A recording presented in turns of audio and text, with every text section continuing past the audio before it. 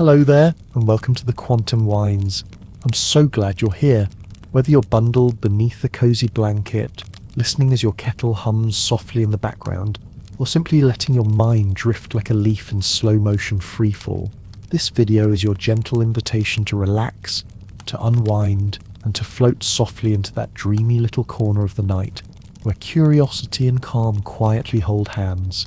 Tonight, we're stepping into the strange and slippery world of time, a place where seconds stretch, hours shrink, and clocks occasionally whisper that they might just be making it all up. It's a subject so peculiar, it might even make your to-do list feel like a piece of abstract art. Now, a small word of caution, I do hope this video isn't too fascinating. That's always the danger with time. Once you start thinking about it, you're never quite sure where it went. If you find yourself still awake, questioning whether now is even real, I can only offer my sincerest apologies and perhaps a warm cup of philosophical tea. But hopefully, with my calm narration and gentle pacing, your eyelids will start to feel a little heavier, long before the space-time continuum decides to act up. Before we tumble into time's peculiar folds, I'd love to know, where in the world are you listening from? And what time is it in your quiet little corner of the cosmos? Pop it in the comments below. I always enjoy seeing when and where these sleepy stories find their homes. And if you find yourself enjoying this quiet journey into temporal weirdness, please do consider giving the video a gentle like and tapping that subscribe button. It helps this sleepy little corner of the internet find more curious minds, and it means the world to me. One last thing before we begin. This video is for rest, curiosity, and the occasional midnight musing. It is not medical advice, and definitely not a substitute for speaking to a kind and qualified professional. If you have concerns about your sleep or well-being, please always reach out to someone you trust. Alright, get cozy, let your breath slow down, and when you're ready, we'll begin our quiet stroll through the illusion and occasional mischief of time. Quantum physics has long fascinated and bewildered scientists, philosophers, and the sleep-deprived alike. It's a field that deals with the smallest known aspects of our universe, particles tinier than atoms, electrons, photons, quarks. These are not the sturdy, sensible objects we interact with daily. They follow rules that, at best, can be described as peculiar. Classical physics, the kind you might remember from school, describes a world you can see and touch. You throw a ball, and it arcs through the air. You drop a book, and it falls to the floor. Gravity, force, motion, everything neatly in order. But shrink down to the tiniest scales, and that order starts to crumble. At the quantum level, predictability gives way to probability. That ball might not land where you expect it, or it might not land at all. It may exist in a shimmering cloud of possibilities until someone observes it, and only then does it decide to be somewhere specific. That's the strangeness of quantum physics. Particles don't simply have a hidden position we haven't measured yet. They actually don't have a definite position at all, until we look. It's a weird idea. Even Einstein wasn't a fan. He famously remarked, "God does not play dice with the universe." To which physicist Niels Bohr replied, "Stop telling God what to do." Despite its oddness, the math behind this concept is astonishingly precise. Particles exist in a probabilistic haze until observed. This isn't just a matter of not knowing. They really are in all possible states, until one state is picked by observation. It feels hazy and strange, and to make sense of it, physicists use something called the wave function. It's a mathematical tool that describes all the possible places and states a particle might be in. Think of it like a weather forecast, not predicting rain over your house exactly, but giving you the chance of rain in your region. Only instead of clouds, it's describing the odds of where and when an electron might decide to show up. And here's the truly astonishing part. Quantum predictions are frighteningly accurate. The probabilities calculated from the wave function match up with reality to incredible degrees of precision, decimal point after decimal point. It suggests something strange about our world. In our everyday experience, certainty is assumed. Your coffee cup is on the table, your feet are on the floor, and your fork is not in orbit. But in the quantum world, certainty is a luxury. Everything exists as maybe, a glittering collage of possibilities and potentials. So how does anything get built? How does the universe, in all its complexity, function if everything is so uncertain?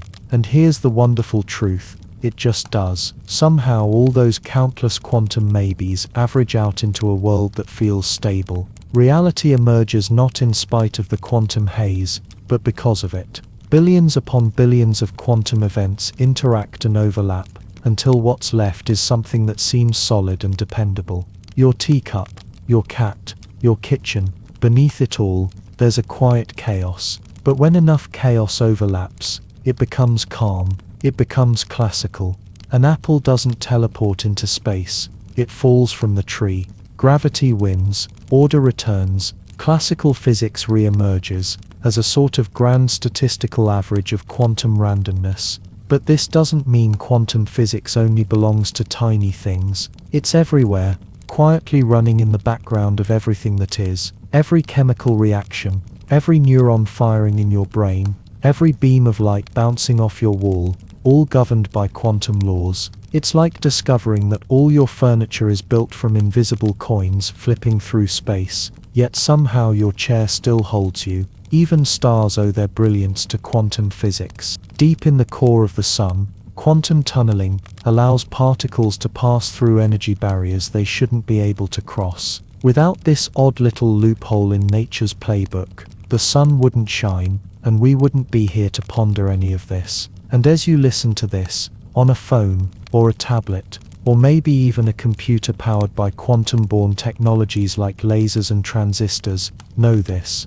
The very existence of this video depends on the strange, precise and magical behavior of the subatomic world. It's not a wish-granting machine. There are plenty of misunderstandings out there, claims that thoughts can directly alter physical matter, that quantum physics grants us powers to bend spoons or teleport to Paris. As comforting as those ideas may seem, reality is more grounded and more beautiful in its restraint. Quantum laws are strict and elegant. They describe particles that can exist in multiple states at once, that can become entangled and influence one another across vast distances, and that are fundamentally affected by the very act of being observed. Nature at its core isn't a machine, it's a dance of probabilities. And as you drift closer to sleep, maybe hold this thought gently in your mind. Even the atoms in your body obey these strange rules. You too are made of quantum stuff. Perhaps the strangest thing of all isn't what we've discovered, but the illusion that the world was ever simple to begin with. Let that idea settle in. Let it float, let it go, and rest. But not too deeply just yet. Because just as your breath slows, just as your thoughts begin to blur at the edges, there's something else, something quietly waiting in the shadows of understanding. It's a small experiment, deceptively simple, and yet, it has gently twisted the fabric of what we think reality is. Imagine a particle, not much more than a whisper of matter, perhaps an electron, unassuming, wandering freely. Now picture a wall in its path, with two narrow slits cut side by side, and beyond that wall, a screen, waiting silently to catch whatever comes through. This setup, humble as it sounds, holds a riddle that has baffled physicists for over a century. They call it the double-slit experiment. But don't worry, this won't be a test. No formulas, no notebooks, just curiosity and a bit of wonder. Let's walk through it gently. When one slit is open, the electrons behave. They hit the screen in a narrow line behind the slit. Close that slit and open the other. Same result, just offset. Now open both slits. You'd expect two lines, simple addition, one path or the other. But instead something magical happens. An interference pattern appears, alternating bands of light and dark, as if waves had passed through both slits, rippled, overlapped, and then cancelled and reinforced themselves in turns. But we're firing electrons, little particles, not waves, and yet, here they are, behaving like waves. Let's slow it down even more, one electron at a time, a dot here, a dot there, each one alone, each one unaware of the others. But with enough dots the pattern returns, the interference comes back. Each electron, by itself, seems to act like a wave, not choosing one slit, but somehow using both.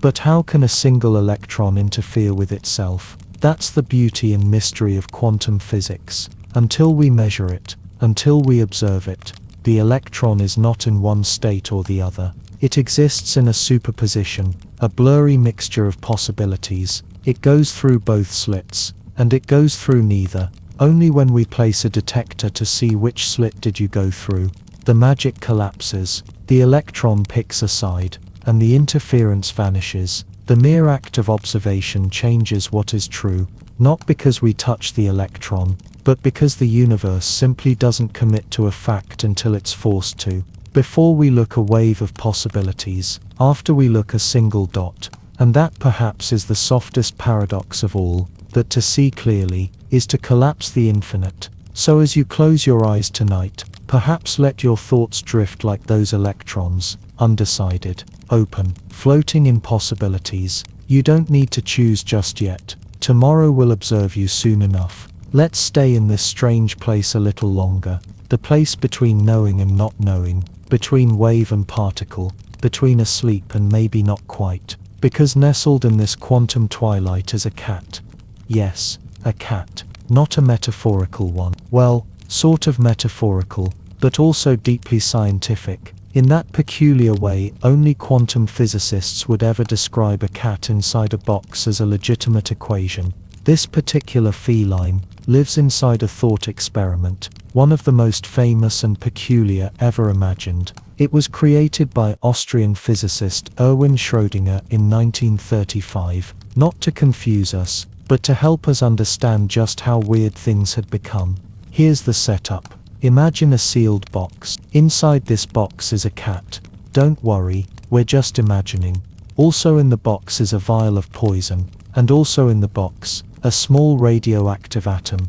This atom might decay, or it might not. If it decays, a Geiger counter detects it, triggers a mechanism, and the vial breaks, releasing the poison. If it doesn't decay, the vial stays intact. The cat lives. Here's the quantum twist. The radioactive atom follows the rules of quantum mechanics. Until we observe it, it is in a superposition. It has both decayed and not decayed, which means, as absurd as it sounds, the cat is also in a superposition. It is both alive and dead at the same time, until you open the box. Once you open the box, once you observe, the wave function collapses. Reality chooses. The cat becomes either alive or not. Schrödinger didn't create this scenario to propose a box-based doom for house pets. He did it to show how strange the quantum world becomes when you try to apply its rules to bigger, everyday things. Because what does it mean for something to be two contradictory things at once? And is that just a quantum rule, or is it more familiar than we think? After all, aren't you too sometimes many things at once? Tired, but thoughtful. Still, but full of questions. Ready to sleep, and yet wide awake in wonder. In that sense, maybe we are all Schrödinger's cats. Not just in a box, but in a moment suspended between possibilities. A breath before the outcome. A whisper before the world settles into yes or no. Now, some might argue, but surely the cat is either alive or dead. We just don't know yet. That's the classical view, the comforting, familiar one. But in quantum terms, it's not that the cat has a definite state that we haven't discovered. It's that there is no definite state at all until we look. The cat is both and neither. It's unsettling and somehow a little poetic. The universe, in its quietest moments, seems to ask us not just what is true, but also what are you choosing to see. This doesn't mean the world is built on wishful thinking, but it does suggest that observation and participation shape reality more than we'd like to admit. You are not just a passive witness, you're part of the experiment, and if that makes your head spin a little, let it. Like the electron, you don't need to land anywhere just yet. Instead, float with the thought. Drift in the in-between, because sometimes The deepest truths of the universe are not found in the answers, but in the questions we haven't fully opened yet. And maybe, just maybe, the cat is dreaming too. In the early days of quantum physics, as scientists were beginning to uncover the deeply unsettling rules of the subatomic world, they stumbled upon something that didn't just challenge their understanding of particles, but their entire understanding of reality: entanglement. Entanglement isn't like gravity or magnetism. It doesn't pull or push. It doesn't tug or twist. It just links. Invisibly. Instantly. Imagine two particles born in the same moment, in the same quantum event, a pair of photons, for example, spinning off from a single source like twins, pushed into different directions. From that moment on, no matter how far they drift, something binds them. They are entangled. If you measure the state of one, say, its spin, you'll instantly know the spin of the other. Not soon after, not when the signal gets there. Instantly, even if the particles are on opposite sides of the solar system. Einstein hated this idea. He called it spooky action at a distance, and he wasn't being playful. It was genuinely disturbing to him, and to many others, because it seemed to violate everything physics had previously taught, that nothing, absolutely nothing, could travel faster than the speed of light. And yet here were these particles, apparently doing just that. But the truth was more subtle. The particles weren't sending messages across space. They didn't need to. They were never really separated in the way we like to imagine. When two particles are entangled, their individual identities become part of a larger shared system. You can't describe one without including the other. Their properties are correlated, as if they're reading from the same script, even if they're on opposite sides of the stage. To test this, scientists have done increasingly clever experiments. In the 1980s, Alain Aspect and his team conducted a now famous experiment in France. They created pairs of entangled photons and measured their polarizations after sending them in different directions. What they found was unmistakable. The results were correlated in a way that no hidden variable theory could explain. Quantum mechanics, as strange as it is, passed the test. Over the years, these tests have been repeated again and again, even with entangled particles sent through fiber optic cables beneath cities, or beamed to satellites orbiting Earth. The outcome remains the same. Entanglement is real, and it behaves exactly as predicted. But what does this mean for the way the universe works? To answer that, we have to let go of some deeply ingrained assumptions. In classical physics, if two objects are far apart, they can't instantly affect each other. Everything is local. Everything moves through space. But entanglement suggests that location might not be as fundamental as we thought. In the quantum world, relationships matter more than positions. It's not about where something is, it's about how it's connected. This is a profound shift in thinking. Instead of imagining a universe made of tiny separate parts, each with its own independent existence, quantum mechanics suggests that the universe might be more like a single entangled whole, everything interacting, everything interconnected, not in a mystical or romantic way, but in a precise, testable, mathematical sense. There are still limits, of course. Entanglement doesn't let us send messages faster than light. You can't use it for instant communication or teleportation, not in the science fiction sense. But it does force us to rethink the boundaries between here and there, between this and that. In the quantum realm, those boundaries blur. What makes entanglement even more intriguing is how robust it is. It's not some fragile quirk that falls apart under pressure. With the right conditions, entanglement can survive heat, noise, and even long-distance travel. This has opened the door to a whole new field, quantum information. Researchers are now developing technologies that use entanglement to build ultra-secure communication systems, and even the building blocks of quantum computers. In quantum cryptography, for example, entangled particles can be used to detect eavesdropping.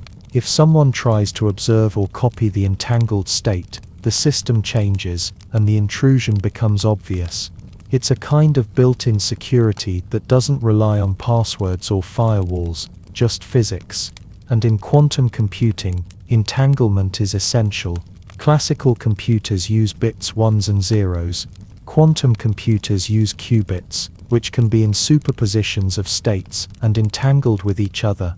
This allows them to process information in a fundamentally different way, solving problems that would take classical machines millions of years.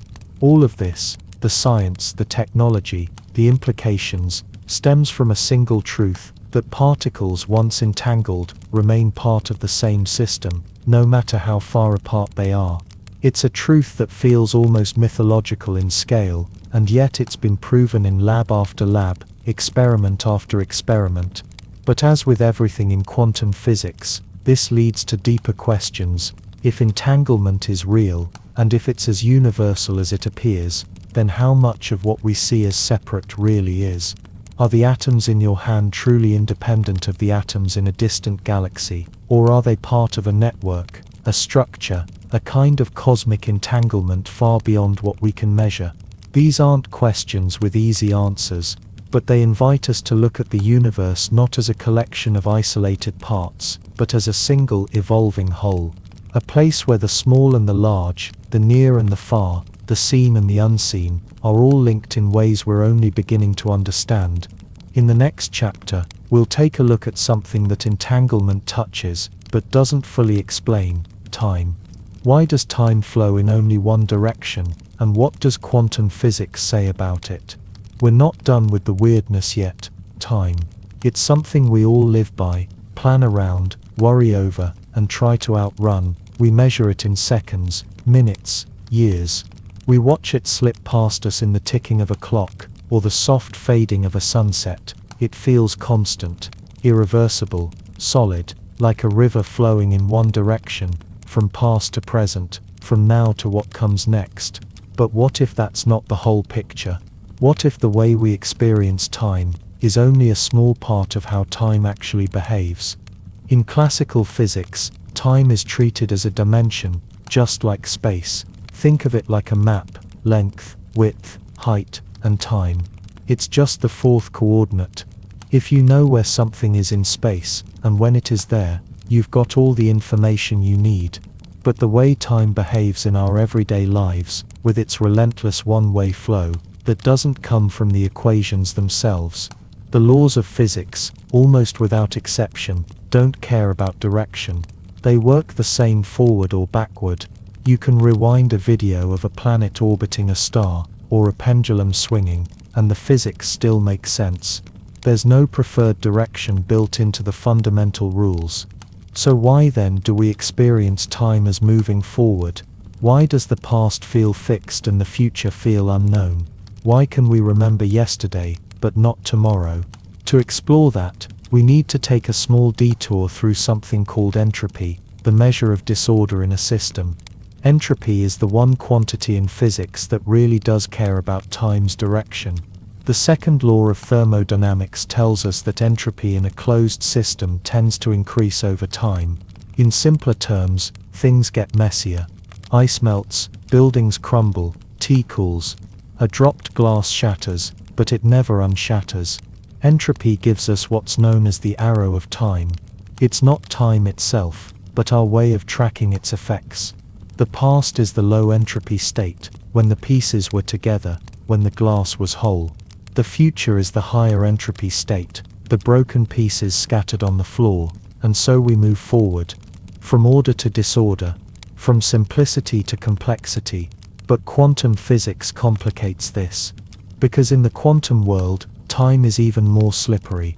The equations still don't favor a direction, and as we saw with superposition and entanglement, quantum particles don't even exist in one particular state until they are observed. That observation, that interaction, is what locks in a moment, creates a before and after.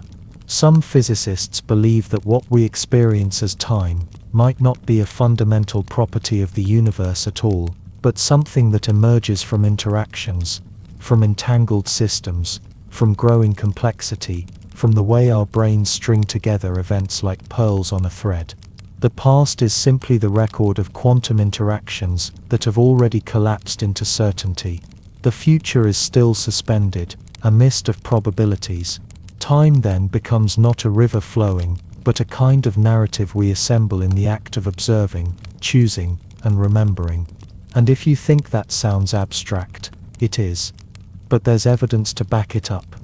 Experiments in quantum mechanics show that the order of events can become fuzzy.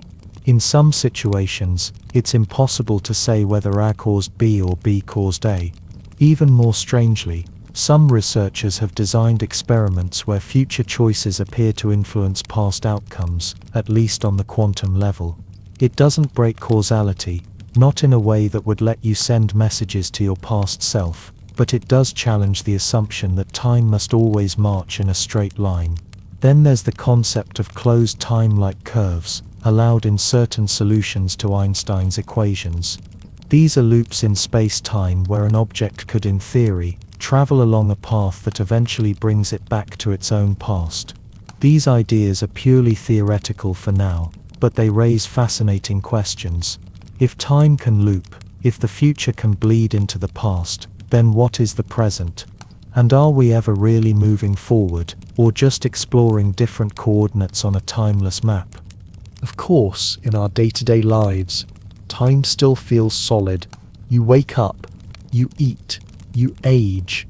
The clock keeps ticking, but physics suggests that might be a kind of illusion, not false, but partial, like a shadow on the wall that hints at a more complex shape behind it. What's more, our perception of time can be deeply subjective. When you're bored, time drags. When you're in flow, it vanishes.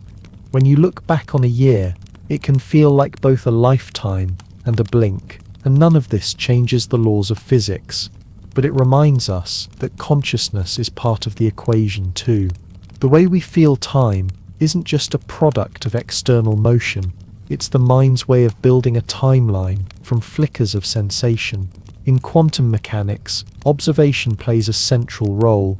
The act of watching, of interacting, of becoming entangled with something, brings about reality.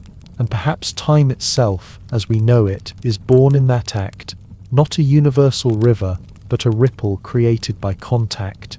So the next time you feel like there's not enough time, or too much of it, remember this: time might not be what you think it is, it might not flow at all, it might be standing still while we move through it, or it might be that movement is an illusion, and all moments exist at once, waiting for us to choose a path. And in the next chapter, we'll explore a related idea. If time and space are both more fluid than we imagined, could the vacuum of space itself be full of unseen energy? Could nothingness be more than just empty? That's where we're headed next, into the curious paradox of the quantum vacuum, and why what looks like nothing might actually be one of the busiest, most dynamic places in the universe. We're far from finished. We tend to think of empty space as, well, empty, a void, a stillness, a great cold nothing stretching between stars and galaxies, the canvas upon which the universe paints its stories. When we picture a vacuum, we imagine silence, zero, a total absence. But in quantum mechanics, even nothing is something, and the more closely we look, the more that emptiness begins to shimmer. Let's begin with the classical idea of a vacuum. In Newtonian physics, a vacuum is defined as a region of space devoid of matter, no atoms, no molecules, no particles, just pure, featureless space. And for centuries, this idea made sense. After all, if you remove all the air from a jar and seal it, the jar becomes a vacuum. You've taken out the matter, and what remains is nothing, right? But when quantum mechanics arrived on the scene, it brought with it a new understanding of what it means for something to be empty. In the quantum world, particles are not isolated bits of matter, they are excitations in fields, and those fields permeate all of space. There is an electron field, a photon field, a quark field, a Higgs field. These fields are always there, even when no particles are present. So even in the emptiest part of the universe, a vacuum between galaxies, those fields still ripple, and those ripples mean activity. According to quantum field theory, the vacuum isn't a lifeless void, it's more like a restless sea, foaming with energy fluctuations too quick and subtle for our senses to detect. At every point in space, particles and antiparticles are constantly appearing and vanishing in pairs, blipping into existence for the briefest moment, and then annihilating each other before they can be noticed. These are called virtual particles. They don't violate conservation laws because they exist only temporarily, borrowing energy from the universe itself and paying it back before anyone can catch them in the act. This process is allowed by something known as the Heisenberg uncertainty principle, which tells us that certain pairs of physical properties, like energy and time, cannot both be known precisely at the same time. The shorter the time, the more uncertainty in the energy. That loophole gives virtual particles a narrow window of existence. They're not detectable in the traditional sense, but they leave behind clues. One of the most stunning pieces of evidence for this comes from something called the Casimir effect. Imagine two uncharged metal plates, placed very close together in a vacuum. According to classical physics, nothing should happen, but quantum physics says otherwise. The plates experience a small but measurable force pulling them together. Why? Because the virtual particles that constantly pop in and out of existence between the plates are limited in the wavelengths they can adopt. Only certain modes fit between the plates. Outside the plates, however, all wavelengths are allowed. This creates an imbalance in vacuum pressure, and the plates move toward each other. It's a tiny effect, but it's real. It's been observed. It's quantum vacuum energy in action. Another famous case, Hawking radiation. At the edge of a black hole, the event horizon, virtual particle pairs form just as they do anywhere else. But if one particle falls into the black hole, and the other escapes before they can annihilate each other, the escaping particle becomes real. It can be detected. To an outside observer, it looks like the black hole is emitting radiation. Over incredibly long periods of time, this process can actually cause a black hole to lose mass, to evaporate. And again, this happens in empty space. No atoms, no matter, just the vacuum, and yet it's alive. The implications are enormous. For one, this zero-point energy, the minimum possible energy that even empty space must possess, may help explain one of the biggest mysteries in modern physics, dark energy. Observations of distant galaxies show that the universe's expansion is accelerating, not slowing down, as once expected. Something is pushing everything apart, something we can't see. Could it be the vacuum itself? Could the very fabric of space be stretching, driven by the energy baked into its emptiness? Some versions of quantum theory say yes, or at least maybe. But here's the rub. When physicists try to calculate the amount of vacuum energy using our best theories, the numbers don't just miss the mark, they overshoot it by a factor of 10^4. That's a 1 followed by 120 zeros. The worst theoretical prediction in the history of science. Something is clearly missing. Still, the vacuum remains central to our understanding of the universe. In quantum electrodynamics, the theory that describes how light and matter interact, vacuum fluctuations play a crucial role. They influence how electrons orbit atomic nuclei. They slightly shift energy levels. They even explain subtle effects in chemistry, biology and material science. What's remarkable is that all of this happens in silence. Invisible, continuous. We go about our lives surrounded by quantum vacuums, inside atoms, in the spaces between molecules, between stars, and yet it feels stable, calm, ordinary. But it's not. Not really. Because if you could somehow zoom in far enough, deeper than any microscope, deeper than any accelerator has yet gone, you would see not stillness, but motion, not emptiness, but noise. A storm of temporary existence, of particles borrowed from possibility, of fields vibrating without ever stopping. And this tells us something profound, that stillness is an illusion. that even in the quietest corners of reality, there is action, there is structure, there is complexity. In the next chapter, we'll look at one of the strangest consequences of this endless activity, how the act of measuring something, the very process of asking nature a question, changes the answer. We'll explore the mysterious world of wave function collapse, and how, in quantum physics, the observer is never just a bystander. One of the most unsettling, fascinating, and widely misunderstood ideas in all of quantum mechanics is this, that observing something changes it. That the mere act of measuring a system can alter its behavior. That the universe, at the smallest scales, does not offer up its secrets passively. It responds to attention. This is not mysticism, it's science. And it starts with a question so simple, it almost sounds like a riddle. How do you know where something is? In classical physics it's easy. You look. You check. You place a marker and say, there it is. But in the quantum world, that look comes at a cost. Let's return for a moment to the double slit experiment. When electrons or photons are fired toward two slits, and no one checks which slit they go through, we get an interference pattern on the screen, a telltale sign of wave-like behavior. But if we place a detector to observe which slit the particle passes through, to gain that knowledge, the interference vanishes. Suddenly, the particle behaves like a particle again. Two clumps. No waves, just straightforward, classical results. Nothing else in the experiment changes, only the observation. What's happening here is known as wave function collapse. In quantum mechanics, every particle exists in a state of superposition, a spread of possible outcomes, until it is observed.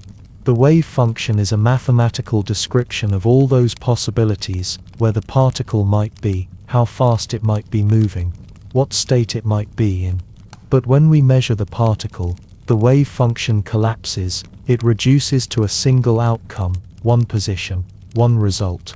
The other possibilities disappear. Before observation, the particle is everywhere it might be. After observation, it is where we found it.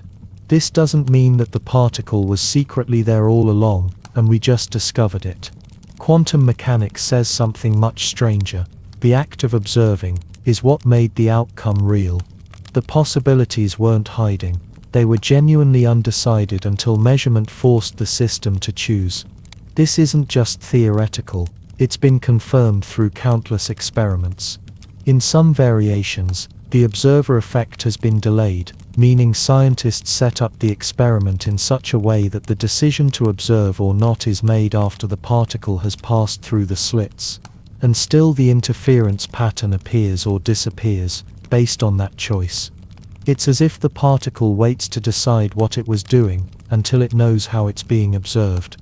Naturally, this has led to many wild interpretations. Some have suggested that consciousness itself plays a role in collapsing the wave function, that the universe doesn't resolve into definite states until a conscious being perceives it. While that's a romantic idea, most physicists remain skeptical. The math doesn't require human minds, only interaction. A detector, a measuring device, a photon bouncing off an atom, any interaction that records or entangles the system with something else can trigger the collapse. The observer doesn't have to be aware, it just has to leave a mark. Still, the implications are vast. It means that quantum systems don't evolve like tiny mechanical clocks, ticking away in predictable rhythms. They exist in clouds of possibility, sensitive to interaction, shaped by measurement. It means that reality, at its most fundamental level, is not fixed, it's probabilistic. It doesn't unfold like a script, it improvises, moment by moment, response by response. This has practical consequences. In quantum computing, qubits must be carefully isolated from outside interference, because any interaction, even unintentional, can collapse their superpositions and destroy the computation.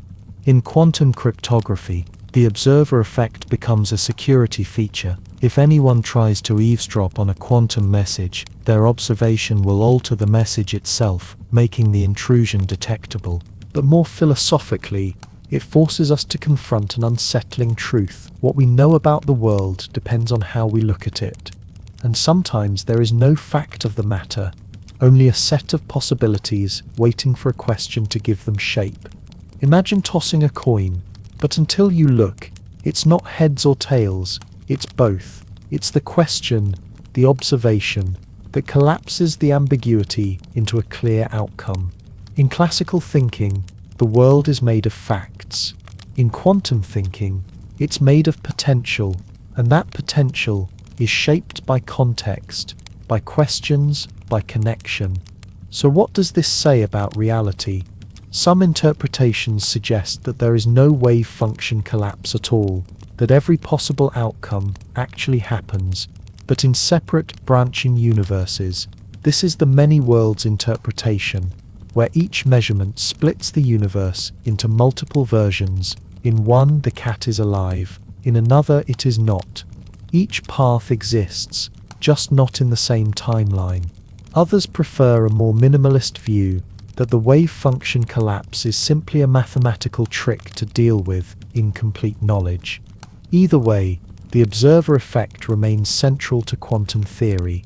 It tells us that we are not separate from the systems we study, that even in the most sterile, carefully controlled experiments, we are part of the outcome, and perhaps, if you're listening to this as your eyelids grow heavy, you can feel a strange comfort in that idea, that the universe doesn't unfold in spite of you, but with you, that every time you look, wonder, question, you are not just learning, you are shaping. In the next chapter, we'll take that idea further. If measurement changes reality, and the universe responds to interaction, then what happens when systems interact without us? What happens when particles become entangled with the environment itself, losing their quantum ambiguity? We'll explore that through a phenomenon known as quantum decoherence, and discover how the classical world we know may arise from the quantum one beneath it. We've been dancing through the strange landscapes of quantum mechanics, a place where particles live in possibilities, where observation shapes reality, and where nothing seems fully real until it's measured. But now comes a deeper question, one that lies at the heart of both physics and philosophy. If everything is quantum at its core, why does the world feel so classical? Why does your coffee cup stay exactly where you left it on the table, instead of being in a shimmering blur of maybe here, maybe there? Why don't you walk through walls? Why don't chairs exist in superpositions, or cats for that matter? This is the mystery of quantum decoherence, and the answer lies not in a sharp boundary between quantum and classical, but in something more subtle, interaction. Let's return for a moment to our quantum particle, a simple electron perhaps, existing in superposition. In theory, it can be in many places at once, but in practice, those delicate quantum states don't last long in our messy, noisy universe. The moment that electron interacts with its environment, a photon, an air molecule, a cosmic ray, a bit of dust, it becomes entangled with the rest of the world, and once that happens, its superposition starts to unravel. Not because it was measured by a conscious being, but because it was touched, influenced, connected. This is decoherence, the process by which quantum systems lose their quantum behavior and begin to act like classical systems. It's not a collapse of the wave function in the mystical sense, but a natural outcome of entanglement. When a quantum system becomes linked with too many other systems, its wave-like behavior is no longer isolated. The interference patterns fade, the probabilities wash out, and what we're left with is a single definite outcome. A classical result. Decoherence doesn't destroy the quantum possibilities, it just hides them, spreads them so thinly across the environment that they become inaccessible. Like ink diluted in an ocean, the information is still there, but impossible to extract. The system has effectively chosen a state, not because it made a decision, but because the world nudged it into one. It happens constantly, instantly, in every interaction. That's why you don't see chairs in superposition, even though they're made of atoms and particles that follow quantum rules. Because chairs are made of trillions upon trillions of entangled particles, all constantly interacting with their surroundings. They decohere so rapidly that their quantum behavior is effectively smothered. What you're left with is a solid object, fixed in place, obeying classical physics. This is where the classical world emerges from the quantum one, not as a separate realm, but as a kind of collective illusion. A stable appearance that results from a deep web of interactions. Just as waves on a pond become smooth when there are too many ripples to distinguish, the quantum world becomes classical when complexity overwhelms coherence. And that might sound poetic, but it's also measurable. Scientists can control decoherence in laboratories, isolating tiny systems from their environment to keep their quantum properties intact. That's what makes quantum computers so challenging. Every stray vibration, every flicker of heat, every atom of air becomes an enemy of coherence. A whisper of noise is enough to send the whole system crashing into classical behavior. And yet, decoherence also offers hope, because it means the classical world is not separate from the quantum. It's just the quantum world, viewed through the lens of complexity. It means we can understand where the boundary lies, and how to push it. It means the quantum world isn't hidden from us, it's around us, always, just behind a veil of entanglement. Perhaps more beautifully, it means that you are a decohered quantum system. Every breath, every thought, every cell in your body is a network of quantum interactions, woven into the environment so deeply that the quantum strangeness fades into classical stability. You exist as a coherent whole, not because you are simple, but because your complexity washes out the noise. You are real, here now, a product of interactions too vast to trace, but no less quantum for their scale. It's easy to think of quantum mechanics as something that only applies to the very small, the cold, the isolated. But decoherence shows us that scale is not a boundary, it's a balance. The more connected something is, the more classical it becomes. The more isolated, the more quantum. But in between, there is a twilight zone, a place where systems are large enough to see, yet coherent enough to show quantum behavior. In recent years, physicists have coaxed entire molecules, huge compared to electrons, into superpositions. They've built mechanical devices that vibrate in quantum modes. They've watched interference patterns emerge from things that, by all logic, should be too big to play by quantum rules. That's the future. Not a divide, but a bridge. As we learn to control decoherence, we learn to reach into that liminal space, the edge where reality begins to blur again. And maybe one day, we'll be able to tune our interactions with the universe so precisely that we can walk right up to the quantum fog and see clearly. In the next chapter, we'll journey deeper into that fog, into the speculative and dazzling world of quantum tunneling, a phenomenon that allows particles to do the impossible, to pass through barriers they shouldn't be able to cross. A place where the rules of classical logic break, and something stranger, more beautiful, takes their place. Imagine you're standing in front of a tall, solid wall. You don't have a ladder. You don't have a way around. In the classical world, the world of soccer balls, people, and planets, if you don't have enough energy to climb over or break through, that wall is the end of your journey, game over. But in the quantum world, the rules shift. Particles don't play by the same logic. They don't always bounce off walls that should stop them. Sometimes, rarely, quietly, impossibly, they slip through. This is quantum tunneling. To understand tunneling, let's first remind ourselves, in quantum mechanics, particles are not just little dots following well-defined paths. They're described by wave functions, mathematical expressions that tell us where a particle might be, not where it is. These wave functions aren't confined to the visible world. They stretch, they ripple. They reach into places that would be forbidden in classical physics. So imagine a quantum particle, say an electron, approaching a potential barrier. The barrier is higher than the particle's energy level. According to classical physics, the particle shouldn't be able to pass. It would reflect, bounce back, retreat. But the particle's wave function doesn't stop at the edge, it leaks into the barrier. The probability of finding the particle there becomes small, very small, but not zero. And in some cases that leaking wave function extends through the barrier and emerges on the other side. That's tunneling. From our point of view, it looks like the particle has performed magic, passed through a wall without ever climbing it. But from the quantum point of view, there was always a non-zero probability that it would appear on the far side. And if you repeat the experiment enough times, it does. Again and again. This is not just a theoretical curiosity. It's a measurable, testable, indispensable part of modern science.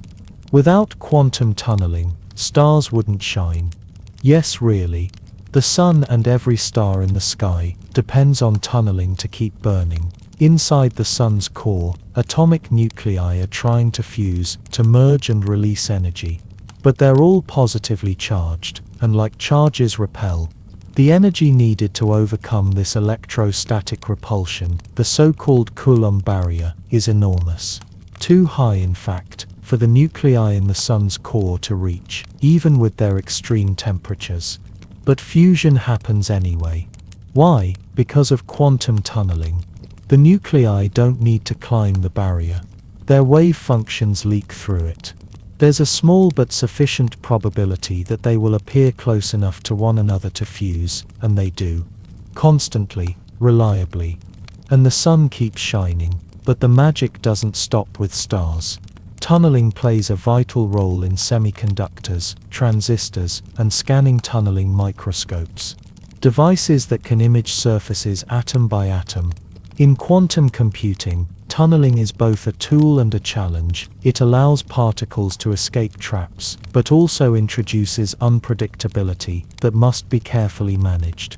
Even in biology, tunneling seems to leave its trace. Enzymes may use tunneling to speed up reactions. Birds might navigate using quantum coherence in their retinas, a kind of biological quantum compass.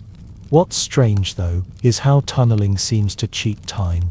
If you watch a particle tunnel through a barrier, it appears to arrive on the other side faster than it would take to cross the same distance in open space. It's not moving faster than light, that would break relativity, but it feels like it skips the journey. Like it's there, and then there, with the in-between left blank. This leads to deep, unresolved questions about the nature of time, space, and causality. What does it mean for something to travel if it doesn't follow a continuous path? Can something exist in a barrier without spending time inside it? We don't have all the answers. But perhaps tunneling teaches us something larger. That possibility itself is a force. That reality is not always a matter of effort or energy, but of probability. That on the most fundamental level, the universe permits exceptions, small, rare, beautiful loopholes through which the impossible becomes real. It invites us to rethink what we mean by solid impossible. A wall may look absolute, but in the quantum world, even walls shimmer with uncertainty. And maybe, just maybe, so do our own limitations. Maybe there are barriers we take for granted that, with enough time, enough repetition, or enough belief in the improbable, we might tunnel through. As we leave this chapter behind, hold that image softly in your mind, the electron, calm and unhurried, approaching an impassable wall, and then not with force, not with resistance, but with quiet defiance, simply appearing on the other side. In the next chapter, we turn to one of the most debated and bewildering aspects of quantum theory, entanglement, the phenomenon Einstein once called spooky action at a distance. A connection that seems to transcend space, time, and explanation. Of all the riddles hidden in the heart of quantum mechanics, none has captivated the imagination, or unsettled the mind, quite like entanglement.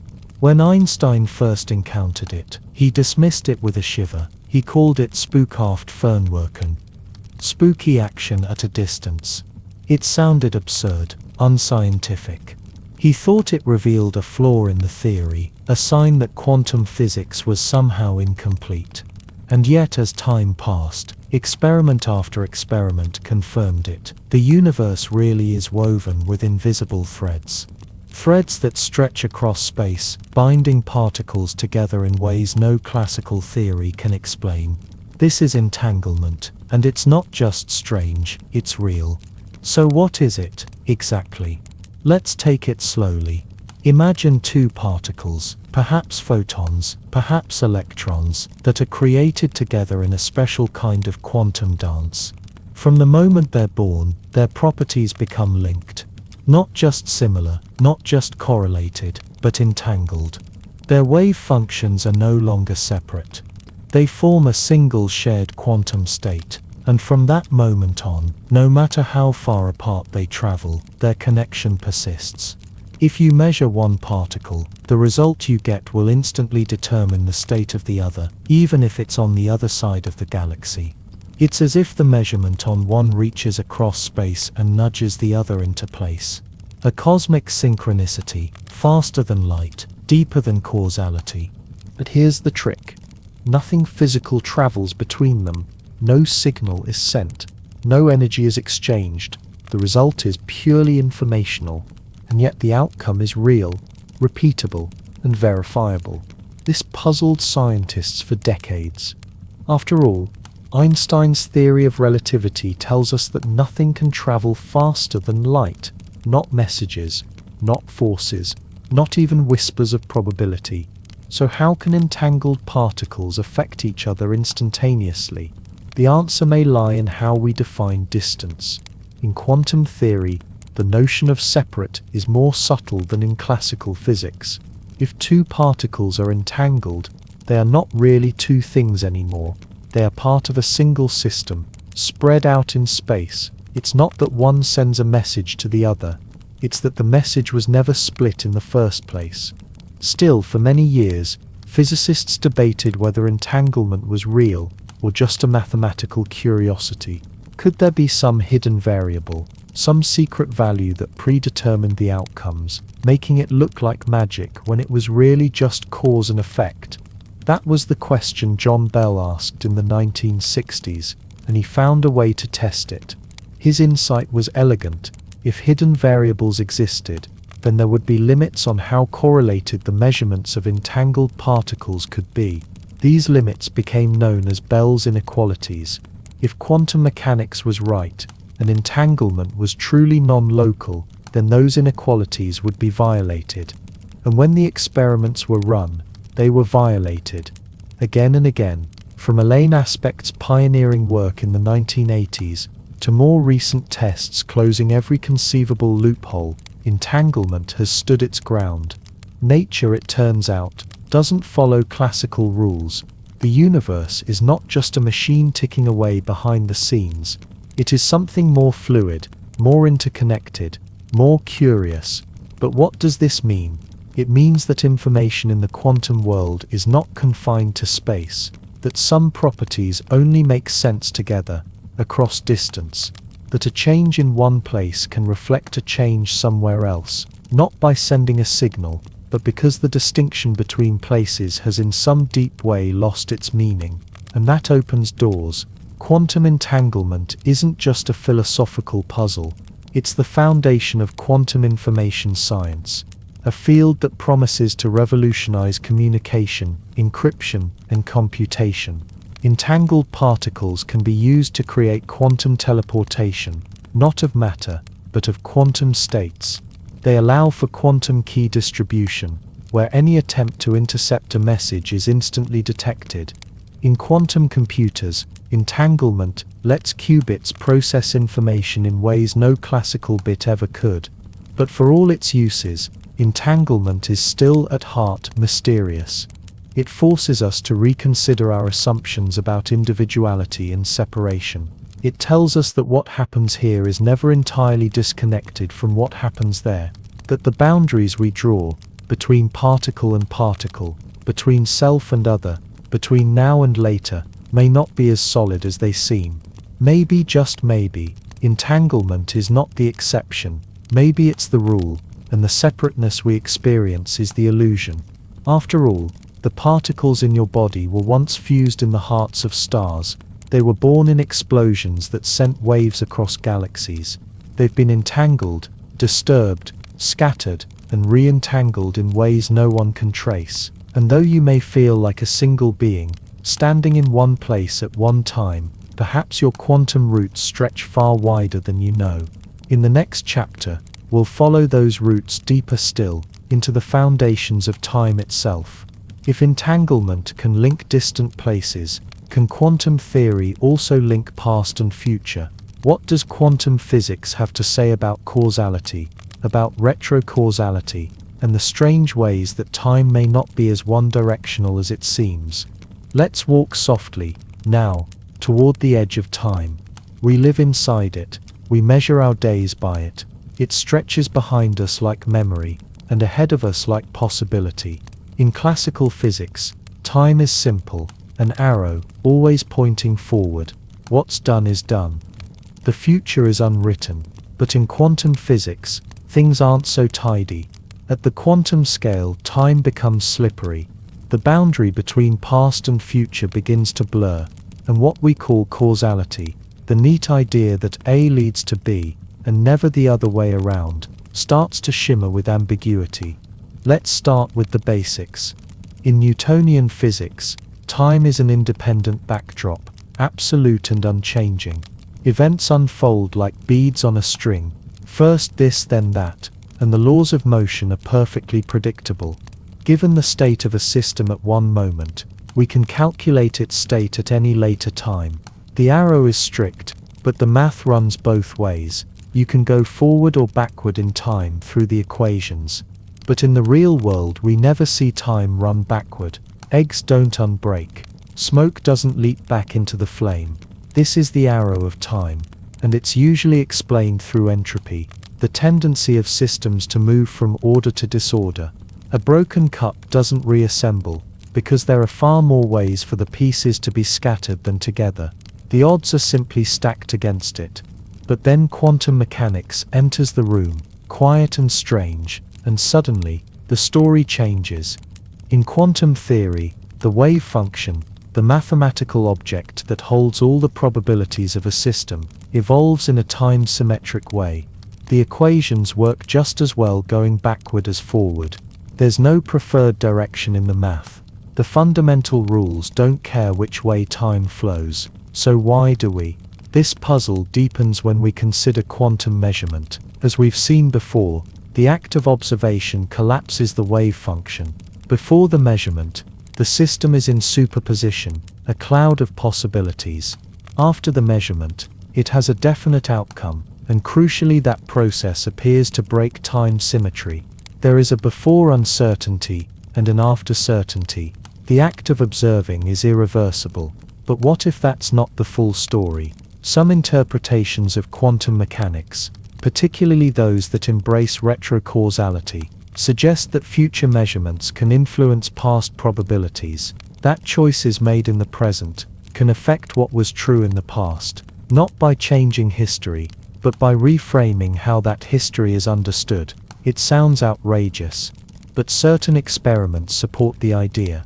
In the delayed choice quantum eraser, an updated cousin of the double slit experiment, photons pass through a set of slits and are entangled with detectors that may or may not mark their path. Crucially, the decision of whether or not to erase this information is made after the photon has already passed through the slits, and yet depending on this future choice, the photon's past behavior appears to change. Did it act like a particle or a wave? The answer seems to depend on what you do after the fact. It's not that the photon rewrote its history, it's that the quantum system, as a whole, behaves as if the timeline is flexible, as if events are shaped not just by the past, but by future context. In a sense, this is what quantum mechanics always tells us. Reality is not a sequence of fixed moments marching forward. It's a network of correlations, stretching across time as well as space. A web, not a line. And what we know about one part depends on how we choose to observe another, no matter when. Some physicists believe this could be the beginning of a new understanding of time itself, one in which causality is not absolute, but emergent. where the arrow of time arises not from physics but from perspective, and it raises a haunting, thrilling possibility that time, like space, may be entangled, that the future may be as uncertain and as influential as the past, that we are not drifting helplessly downstream, but interacting with the river itself. If that's true, then we must ask, what else might we influence? Simply by observing. What roles do we play, not just as passengers in time, but as participants in its unfolding? As your breath softens, as you settle deeper into the rhythm of this strange narrative, let yourself consider that idea gently, that the story of time may not be written in stone, but in probabilities, that you are not just moving forward, but subtly shaping the very fabric you move through. In the next chapter, we'll shift from time to measurement, and explore the heart of quantum theory. What does it truly mean to observe something? What counts as a measurement? Where does the wave function collapse? And does it even collapse at all? Let's continue softly into that most elusive of questions. What is reality when we're not looking? We've journeyed deep into the quantum realm, a place of probabilities, entanglement and uncertainty. But there's a question we've danced around, hinted at, almost feared to face head-on. It's the question that has haunted physicists since the birth of quantum mechanics. What exactly happens when we measure something? In the equations, the wave function evolves smoothly and predictably over time. It spreads out, interferes with itself, embraces every possibility. But the moment we measure, poof, the wave function collapses. A single outcome is chosen. The particle is found here, not there. The cat is alive, or it's not. But what causes that collapse? Why does measurement break the rules? And what even counts as a measurement? Let's walk through it gently. In the standard, or Copenhagen, interpretation of quantum mechanics, the wave function represents a complete description of the system. Before observation, a particle doesn't have a definite position, or momentum, or spin. It has a range of probabilities for each. When we observe it, we're told the wave function collapses into one of those outcomes. The act of measurement selects a reality. But this raises a big problem. What qualifies as a measurement? Is it a human looking at a result? Is it a device clicking in the dark? Is it any interaction at all? Where does the line fall between quantum uncertainty and classical certainty? And most critically, if the entire universe is made of quantum stuff, if the observer is also made of atoms, also obeys the Schrödinger equation, then why does measurement require something special? This is the measurement problem, a riddle not of math, but of meaning. Some interpretations try to dodge the collapse entirely. The many worlds interpretation, for example, says that the wave function never collapses at all. Instead, every possible outcome happens, each in a different branch of reality. You measure spin up. Somewhere, there's a version of you that measured spin down. The universe splits. You go both ways. In this view, there is no randomness, only branching. Other interpretations embrace collapse but move it out of the observer's hands.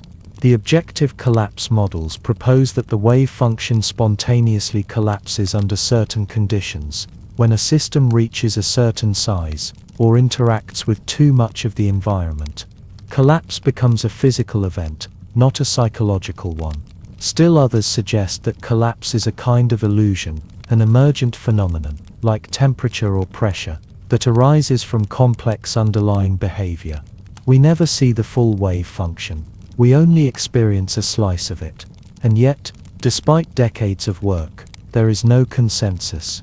The math works, the predictions hold, but what it all means, that remains a mystery. And so physicists do something quietly radical. They calculate, and they let the meaning wait. But if you step back, it's astonishing. Think about it. You drop an object, and it falls. You shine light through glass, and it bends.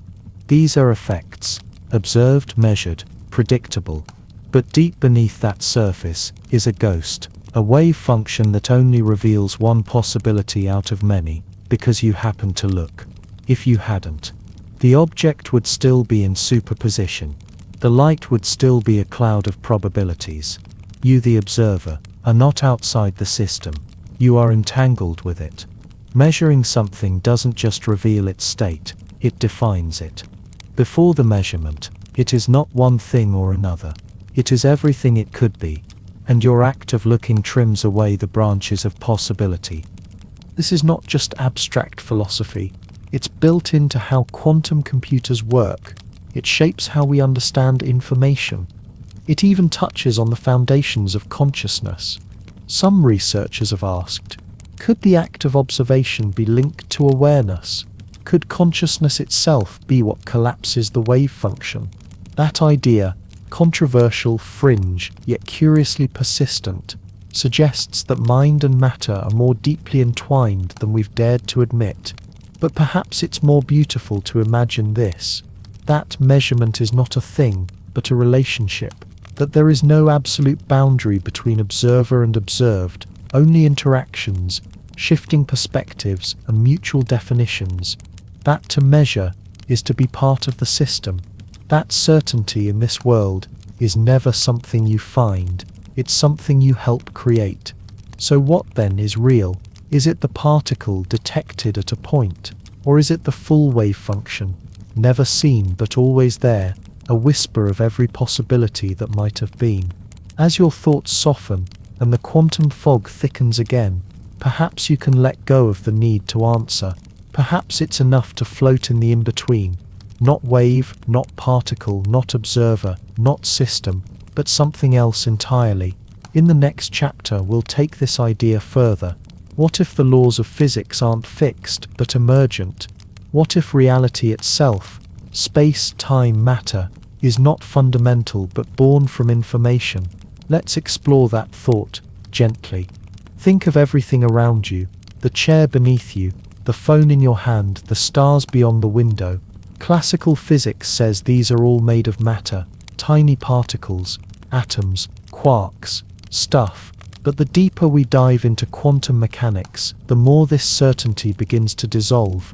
Particles aren't solid billiard balls, they're wave functions, probabilities, and when you strip away all the layers, mass, charge, spin, what remains is not something you can touch or hold. What remains is information. This idea is at the heart of a theory that physicist John Archibald Wheeler famously called it from bit. The phrase is playful, but its meaning is profound. Everything that is it arises from yes-no questions. Bit, the most fundamental unit of information. In this view, reality isn't made of matter, it's made of choices, of binary decisions, of observations recorded and remembered. So what does this really mean? Let's step back for a moment and look at something simple, a single photon traveling through space.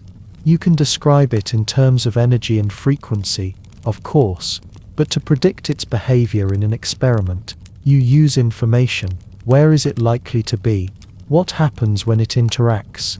Every equation we write is ultimately about information, what we know, what we can know, and how that knowledge changes with observation. The same is true for more complex systems, even black holes. In fact, black holes forced physicists to confront this head-on. According to classical theory, when something falls into a black hole, its information is lost forever. But this leads to a paradox. Quantum mechanics insists that information cannot be destroyed, so how do we resolve this? The answer, many believe, is that information is the most fundamental thing, not just a description of reality, but the fabric of reality itself, and the black hole doesn't destroy information, it stores it. Somehow, encoded on its surface, in tiny quantum fluctuations. This is the holographic principle, the idea that everything inside a volume of space can be described by information on its boundary. In other words, the universe may be a hologram, and the deepest truths lie not in what we see, but in the patterns behind it. This is not science fiction. It's an active area of research, connecting quantum mechanics, general relativity, and information theory. At the quantum level, particles may just be manifestations of underlying informational structures, like pixels on a screen, emerging from unseen code. Even space and time might be emergent.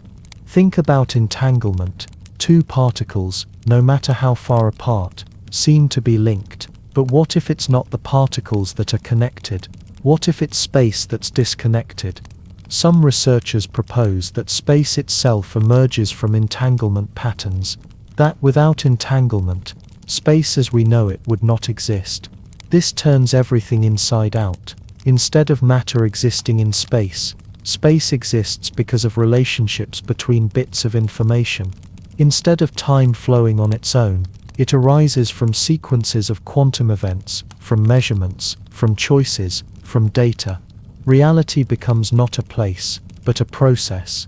And if this sounds too abstract, remember we already live in a world where information creates tangible things. The phone in your hand, the screen you're reading, the image of a person talking softly to you through a video, none of it is made of matter, in the traditional sense. It's all bits, encoded, transmitted, decoded. The it you're experiencing is made of bit. Now, take a breath. Let this settle, because if this is true, if reality is informational at its core, then observation is not just a passive act. It is creative. Every time you measure, you don't just reveal what is, you participate in what becomes. This doesn't mean we invent reality with our minds, but it does mean that what we know, what we can know, and how we interact, all of it weaves into the structure of the world. We are not separate from the universe. We are entangled with it through information. And this opens an even deeper question. Who or what is processing all this information? Is the universe itself a vast computer? Are we embedded in a cosmic algorithm, calculating itself into being? Or is this metaphor, of computation, of bits, just the latest language we've borrowed to describe something far stranger? Perhaps we'll never know. But as we approach the end of this quiet journey, one thing is clear. The quantum world does not deal in absolutes. It deals in questions, in possibilities, in probabilities, dancing softly behind the curtain, and maybe, just maybe, behind every particle, behind every wave, behind every heartbeat in the cosmos. There is a question being asked, and an answer, softly whispered back. In the next and final chapter, we'll return to the surface, carrying with us the strange treasures of the quantum deep, and ask how do we live, now, knowing that reality is woven from uncertainty, built from entanglement, and held together by information. If you're still here with me, drop the current time in the comments, and if you've already fallen asleep, perfect. That means this video did exactly what it was meant to do, but if you're still awake, well, I owe you one. So I promise, in the next video, I'll do my very best to lull you into that soft, dreamy state. Make sure to subscribe so you don't miss it. And maybe leave a gentle like too. It helps this little corner of the internet reach more sleepy minds like yours. Now, where were we? Let's drift just a little further. You've heard the particles whisper. You've followed the math through shifting shadows, and you've floated through probabilities like clouds drifting on unseen winds. But now, perhaps the deepest question isn't about particles, or slits, or Schrödinger's theoretical cat. It's about us. What do we do with this knowledge? How do we live in a world that isn't fixed, but fluid, probabilistic, uncertain? Classical physics gave us certainty. It told us that if we knew enough, the positions, the momenta, the forces, we could predict anything. The clockwork universe, deterministic, neat, comforting, but quantum mechanics broke that clock. Or rather, it showed us that it was never a clock to begin with, it was music. A soft, strange music made of chance and coherence and collapse. A melody that only becomes real when it is played, and every performance is slightly irreducibly different. So how do we live in a universe where the future isn't set, where outcomes are not written until the moment we look? Some find this unsettling.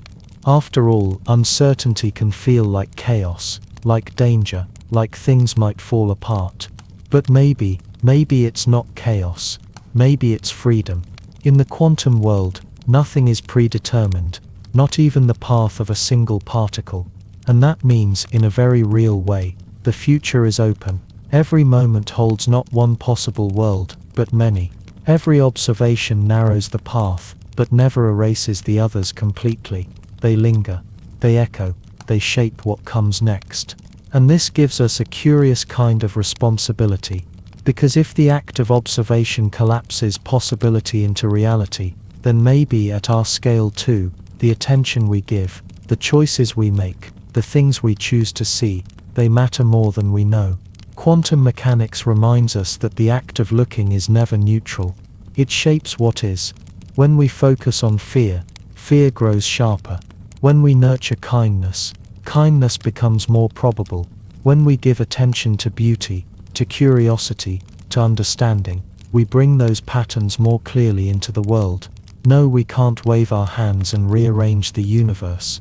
Quantum physics isn't magic, but it does hint at a quiet truth. Consciousness participates in reality, not as a controller, but as a co-author. A witness who cannot help but influence the unfolding of the story. And if you zoom out, all the way out, past the galaxies and superclusters, through the silent vacuum of interstellar space, the picture changes again. Because the uncertainty we see in electrons and photons is mirrored in the great arcs of time and being. We don't know what tomorrow holds. We don't know how the story ends, but we don't have to. We are made not just of atoms but of uncertainty, of curiosity, of choice.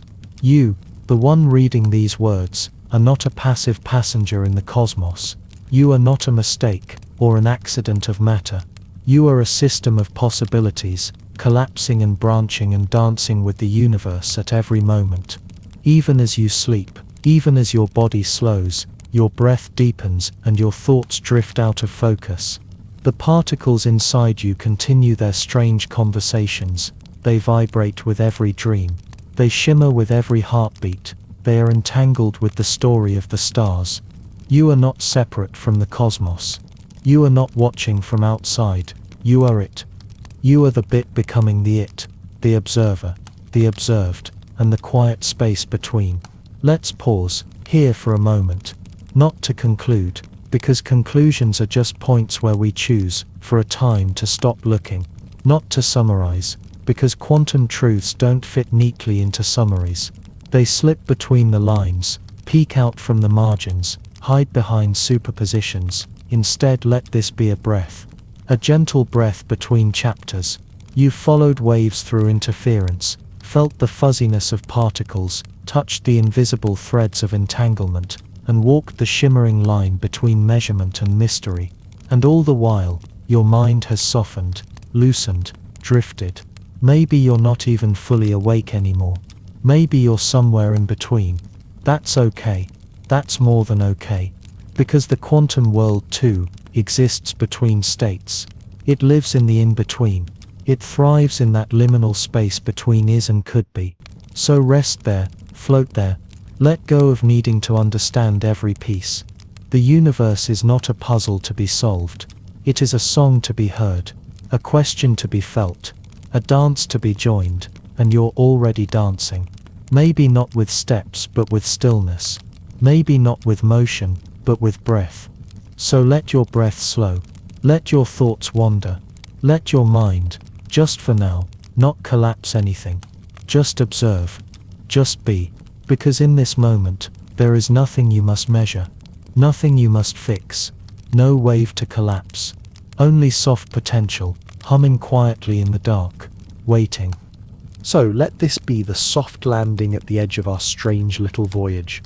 We began with curiosity, a quiet question whispered into the dark. What really lies beneath the surface of what we call real? And along the way we touched the edges of quantum mystery. We watched particles ripple with potential, observed electrons caught between choices, listened as atoms hummed with the language of probability. We followed photons through slits, danced between uncertainty and understanding, and leaned gently into the idea that reality is not fixed, not certain, but alive, shifting, glimmering with possibility. You've met particles that behave like waves. You've wandered into the fuzziness of measurement, peeked into superpositions, and followed threads of entanglement stretching quietly across the cosmos. We saw how stars burn because of particles tunneling through barriers they shouldn't cross.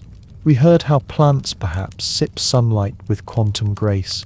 And we saw that even the solid world we know, this table, this breath, this heartbeat, is built from something far more delicate.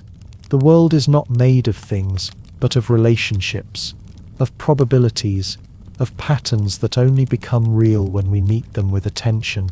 And maybe, just maybe, that means the universe isn't just something we live in. Maybe it's something we co-create with every glance, every choice, every quiet moment of wondering. So now I'll ask you one last time, where in the world are you listening from? And what time is it now, in your calm corner of the cosmos? Are you still awake, held here by curiosity? Or have you slipped into sleep, carried gently by the strange rhythm of quantum thought? Either way, I'm grateful. Grateful for your time, grateful for your attention, that most powerful force in the universe, and grateful for your presence on this quiet little journey. If this video brought you rest, or wonder, or even just a breath of calm, a like would mean the world. And if you'd like to join us again, for more soft, thoughtful walks through science and mystery, feel free to subscribe.